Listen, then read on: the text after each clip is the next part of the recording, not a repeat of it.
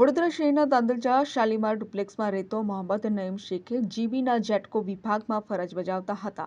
ફરજ દરમિયાન તેને લોકોને છેતરવાનો કિમિયો રચ્યો હતો. તેને શહેરના નાગરિકોને ઊંચું વ્યાજ આપવાની લાલચ આપીને નાગરિકોના કરોડો રૂપિયા રોકાણ પેટે લીધા હતા. તે નાગરિકોને પરત નહીં આપીને વિશ્વાસઘાત ઠગાઈ કરીને પરિવાર સાથે નાસી છૂટ્યો હતો અને આ ભેજાબાજ ઠગ મોહમ્મદ નઈમ શેખ છેલ્લા 12 વર્ષથી પોલીસને ચકમો આપીને નાસ્તો ફરતો હતો. તે શહેરના ન્યૂ અલકાપુરી નારાયણ ગાર્ડન પાસે આવેલ લાશિયલ ફ્લેટમાં હરીશ વર્મા નામ ધારણ કરીને રહેતો હતો. આ અંગેની જાણ વડોદરા શહેર ક્રાઇમ બ્રાન્ચને થતા ક્રાઇમ બ્રાન્ચની ટીમે ભેજાબાજ ઠગના ઘરે પહોંચી જઈને દબોચી લીધો હતો. 12 વર્ષથી પોલીસને હાથ તાળીઓ આપીને નાસ્તા ફરતા ભેજાબાજ ઠગને ઝડપી પાડવામાં સફળતા મળી છે. Bureau report Vadodara.